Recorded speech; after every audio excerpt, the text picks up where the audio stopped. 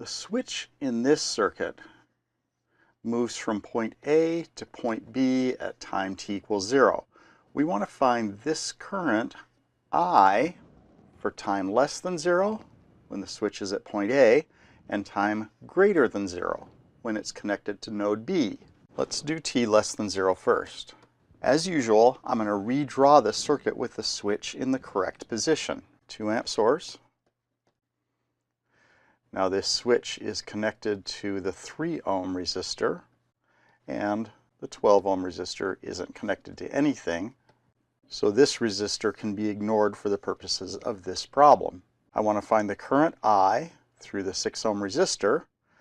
I have a known current, 2 amps, entering a parallel combination of 2 resistors, and I want to find the current through one of those resistors. This is the perfect case for a current divider.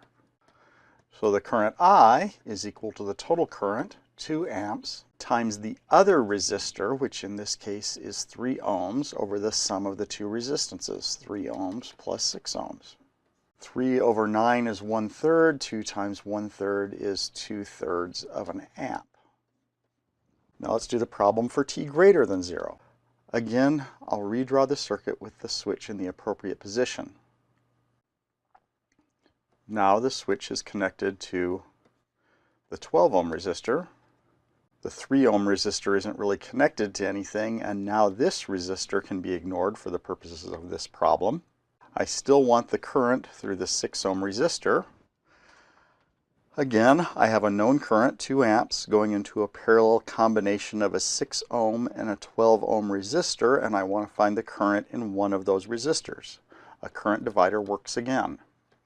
The current I is equal to the total current, which is 2 amps, times the other resistor, which is now 12 ohms, over the sum of the two resistances, which is 6 ohms plus 12 ohms. 12 over 18 is 2/3. 2/3 times 2 is 4/3, so I is equal to 4 over 3 amps for time greater than 0.